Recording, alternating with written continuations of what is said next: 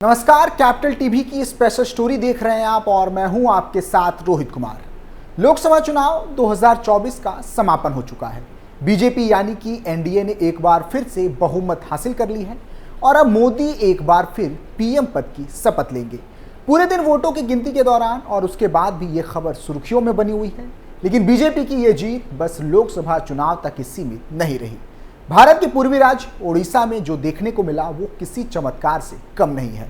लोकसभा चुनाव के नतीजों के साथ साथ उड़ीसा विधानसभा का परिणाम भी एक साथ आया और वहां भी बीजेपी ने झंडे गाड़े। लेकिन चर्चा केवल बीजेपी की इस जीत को लेकर नहीं बल्कि एक ऐसे व्यक्ति को लेकर भी है जिसने मुख्यमंत्री को हराकर पूरे ओडिशा में तहलका मचा दिया। आज के स्पेशल स्टोरी में बात करेंगे दिहाड़ी मजदूर से बने विधायक लक्ष्मण बाग की, जिसने नवीन पटनायक को पटखनी दी है। दिहाड़ी मजदूर से बना विधायक, 5 बार के मुख्यमंत्री को दी पटखनी। बीजेपी प्रत्याशी ने किया बड़ा उलटफेर। ओडिशा के विधानसभा चुनावों में भारतीय जनता पार्टी का प्रदर्शन लगातार चर्चा में है। इस बीच उस व्यक्ति के नाम पर भी बात हो रही है जिन्होंने बीजू जनता दल के प्रमुख चेहरे और ओडिशा के 5 बार के मुख्यमंत्री नवीन पटनायक को 16,000 वोटों से हराया है। ये हार नवीन पटनायक के राजनीतिक जीवन में प्रवेश करने के बाद पहली हार है जो उन्हें कांटाबाजी से मिली है। नवीन पटनायक को हराने वाले भारतीय जनता पार्टी के लक्ष्मण बाग हैं। आगे बढ़ने से पहले बता दें कि नवीन पटनायक ने ओडिशा में 2 सीटों पर चुनाव लड़ा था, एक हिजली और दूसरा कांटाबाजी। हिजली में उन्हें मात्र 4600 वोटों के अंतर से जीत मिली, वहीं कांटाबाजी में उनकी किस्मत ने उनका साथ नहीं दिया और वो 16,000 वोटों से हार गए। चुनाव आयोग की साइट पर मौजूद जानकारी के अनुसार लक्ष्मण बाग को 90,876 वोट मिले, वहीं नवीन पटनायक को सिर्फ 74,532 वोट मिले। लक्ष्मण बाग की जीत के बाद अब लोग उनके बैकग्राउंड को देखते हुए उनकी तारीफ कर रहे हैं। दरअसल लक्ष्मण बाग एक गरीब किसान परिवार से आते हैं और एक समय में दिहाड़ी मजदूरी किया करते थे। उन्होंने ट्रक पर खलासी, ट्रक का सामान उतारने चढ़ाने का काम करके भी अपना जीवन गुजारा था। बाद में जाकर उन्होंने खुद ट्रक खरीद ली और ट्रांसपोर्ट व्यवसाय में लग गए। इसके बाद उन्होंने इसी व्यापार में ध्यान देते हुए बढ़त बनाई। बाद में काम चलने पर राजनीति में किस्मत आजमाई। 2014 में चुनाव लड़ा तो तीसरे स्थान पर रहे। फिर 2019 में दोबारा इसी जगह से खड़े हुए पर कांग्रेस के संतोष सिंह सलूजा से मात्र 128 वोटों से हार गए। इसके बाद उन्होंने 5 साल काम किया और अपनी पैठ बनाई। 2024 आते ही उनकी मेहनत का परिणाम उन्हें मिला। उन्होंने 90,000 वोट पाकर जीत हासिल की। वहीं कांग्रेस के संतोष सिंह को 64,000 वोटों से हराया। हर पार्टी के स्थानीय नेता भी उनकी इस जीत पर हैरान हैं। कहा जा रहा है कि उन लोगों को पता था कि लक्ष्मण आगे चल रहे हैं, लेकिन उन्हें ये नहीं लगा कि वो नवीन पटनायक को हरा सकते हैं। ये बेहद अकल्पनीय है। जिस जगह से लक्ष्मण जीते हैं वहां उन्होंने श्रमिकों के पलायन का मुद्दा उठाया था। जीत के बाद भी वह इस मामले पर बोलते दिखे। उन्होंने कहा, कांटाबाजी में बेरोजगारी, श्रमिक पलायन और शिक्षा और स्वास्थ्य व्यवस्था के बुनियादी ढांचे की कमी है। ये सभी समस्याएं 10 जून के बाद खत्म होगी जब नई सरकार बनेगी। ओडिशा में चुनाव परिणाम घोषित हो जाने के बाद अब सरकार बनाने की तैयारी चल रही है। हालांकि 2024 के आम चुनाव में कुछ ऐसे प्रत्याशी की हार हुई है जिसकी अब भी लोग खूब चर्चा कर रहे हैं। इसमें से एक विधानसभा की सीट है कांटाबाजी, जहां से खुद बीजू जनता दल सुप्रीमो नवीन पटनायक चुनाव हार गए हैं। इस सीट के नतीजों ने सभी को हैरान कर दिया। नवीन ने सपने में भी नहीं सोचा होगा कि वह वहां से हार जाएंगे, वह भी एक ऐसे उम्मीदवार लक्ष्मण बाग से जिसे उस क्षेत्र या जिला या कुछ आसपास जिलों को छोड़ दे तो उन्हें कोई भी नहीं जानता। हालांकि वह पहले भी चुनाव लड़ चुके हैं, लेकिन कांटाबाजी से सबसे बड़े नेताओं में से एक और कांग्रेस के पूर्व विधायक संतोष सिंह सलूजा की तरह उन्हें पूरे राज्य में नहीं जाना जाता था। हालांकि अब लक्ष्मण बाग पूरे राज्य में एक जाना माना नाम हो गए हैं। हर कोई उनके बारे में जानना चाहता है। उन्होंने बीजू जनता दल अध्यक्ष नवीन पटनायक को हराया है, जो 24 साल से अधिक समय से मुख्यमंत्री की कुर्सी पर बैठे हुए थे। कौन है पटनायक को हराने वाला लक्ष्मण बाग? लक्ष्मण बाग के गांव का नाम खुटुलू मुंडा है। यह गांव बालागीर जिले के तुरई केला ब्लॉक के हियाल पंचायत में है। लक्ष्मण खुटुलू मुंडा गांव के दिवंगत शंकर बाग के 6 बेटों में सबसे छोटा है। लक्ष्मण के 2 भाइयों का निधन हो चुका है। अब उनके 4 भाई हैं। लक्ष्मण के पिता शंकर बाग किसान थे। उनके बेटे भी खेती का काम करते थे।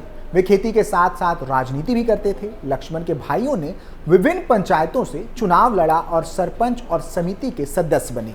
उनकी एक भाभी ब्लॉक अध्यक्ष भी रही, लेकिन राजनीति में काफी सक्रिय लक्ष्मण बाग ने सीधे विधानसभा चुनाव लड़ा। लक्ष्मण ने जो सफलता हासिल की है उसे हासिल करने में उन्हें काफी मेहनत करनी पड़ी। उन्हें अपना और अपने परिवार का भरण पोषण में भी काफी संघर्ष करना पड़ा। लक्ष्मण कहते हैं कि जब मैं 12-13 साल का था तो मैं 3 रुपए के लिए एक मजदूर के रूप में काम करता था। तब मेरी स्थिति ऐसी थी, मैं अपने परिवार की देखभाल के लिए खेती करता था। मैं ट्रक पर हेल्पर के रूप में भी काम कर चुका हूँ। मैं पत्थर उठाता था, हालांकि मैं हमेशा खुद पर विश्वास रखता था। 2014 में लड़ा पहला चुनाव। गौरतलब है कि लक्ष्मण ने 2014 में कांटाबाजी विधानसभा सीट से भाजपा के टिकट पर चुनाव लड़ा था। वह 30,961 वोटों के साथ तीसरे स्थान पर रहे थे। इस सीट पर बीजेडी नेता अयूब खान ने जीत दर्ज की थी। लक्ष्मण बाग 2019 के चुनाव में कांटाबाजी सीट से फिर से उम्मीदवार थे। उनका कांग्रेस के संतोष सिंह सलूजा से कड़ा मुकाबला था। लक्ष्मण बाग महज 128 सीटों से हार गए थे। संतोष सिंह सलूजा को 64,246 वोट मिले, जबकि लक्ष्मण बाग को 64,118 वोट। 2 बार हारने के बाद लक्ष्मण बाग ना तो निराश हुए और ना ही भाजपा ने उन पर भरोसा खोया। इसलिए पार्टी ने उन्हें इस बार भी कांटाबाजी से मैदान में उतारा था। नवीन पटनायक के वहां से बीजू जनता दल के उम्मीदवार होने के बावजूद लक्ष्मण का मनोबल मजबूत बना रहा। पार्टी के नेताओं, कार्यकर्ताओं और समर्थकों ने उनका मनोबल मजबूत बनाए रखा। बलांगीर लोकसभा सीट की उम्मीदवार संगीता सिंह देव और प्रधानमंत्री नरेंद्र मोदी ने भी उनका मनोबल बढ़ाया था। पीएम मोदी ने लक्ष्मण को कहा शेर। बलांगीर में चुनाव प्रचार के दौरान प्रधानमंत्री नरेंद्र मोदी ने लक्ष्मण बाग को शेर कहा था। प्रधानमंत्री ने कहा था कि ये हमारा शेर है। उन्होंने लोगों से लक्ष्मण बाग को वोट देने और मुख्यमंत्री को हराने की अपील की थी। इसी तरह संगीता सिंह देव का एक संवाद काफी लोकप्रिय हुआ। उन्होंने कहा था कि कसम राम की खाते हैं, मुख्यमंत्री हार गए हैं। इससे लक्ष्मण बाग का मनोबल भी बढ़ा। इसके अलावा पार्टी के कई केंद्रीय नेताओं ने उनके लिए प्रचार किया। एक तरफ मुख्यमंत्री और दूसरी तरफ कांग्रेस के संतोष सिंह सलूजा थे, लेकिन सही रणनीति और लक्ष्मण के गहन और डोर टू डोर प्रचार के कारण उन्हें जीत मिली। एक बार फिर से बता दें कि लक्ष्मण बाग ने नवीन पटनायक को 16,344 मतों से हराया। लक्ष्मण बाग को कुल 90,876 वोट मिले, जबकि नवीन पटनायक को 74,532 वोट मिले।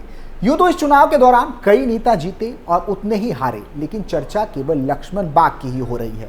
ऐसा इसलिए क्योंकि नवीन पटनायक जैसे मुख्यमंत्री और नेता को हराना लोहे के चने चबाने के बराबर है।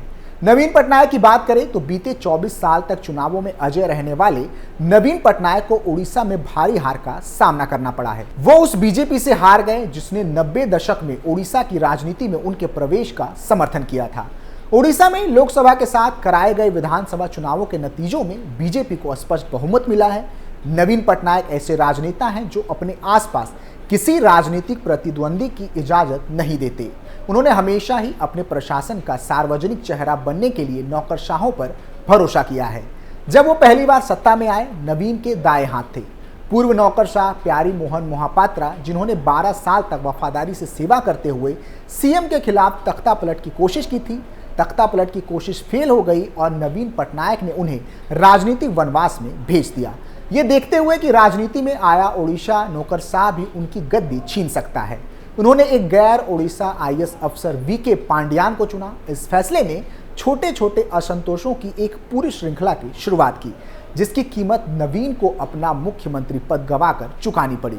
पिछले 1 दशक में सरकार और पार्टी में पांड्यान का दबदबा बढ़ता रहा, जिसके कारण विपक्ष को यह कहने का मौका मिला कि वही प्रशासन के असली मुखिया हैं। जब पांड्यान ने सेवा से इस्तीफा दिया, बीजेडी में शामिल हुए और 2024 चुनावों में प्रचार करना शुरू किया, तो बीजेपी ने अपने प्रचार अभियान का उन्हें ही केंद्रीय मुद्दा बना दिया। बीजेपी का कहना था कि तमिलनाडु के होने के बावजूद पांड्यान संभवतः नवीन के बाद सीएम बनेंगे। यह ओडिशा अस्मिता का अपमान है। यहां तक कि पीएम मोदी ने ओडिशा में अपने कुछ भाषणों में सीधे इस मुद्दे का जिक्र किया था। इसके बाद मुख्यमंत्री नवीन पटनायक को एक साक्षात्कार में स्पष्टीकरण देना पड़ा कि पांड्यान उनके उत्तराधिकारी नहीं बनने जा रहे। लेकिन यह सफाई थोड़ी देर से आई। नवीन पटनायक की हार का मुख्य कारण केवल पांड्यान नहीं है, बल्कि तमिल पहचान वो झटका था जिसने नवीन के उड़ीसा के किले को ढहा दिया। फिलहाल के लिए इतना ही। आप देखते रहिए कैपिटल टीवी उत्तर प्रदेश। नमस्कार। है।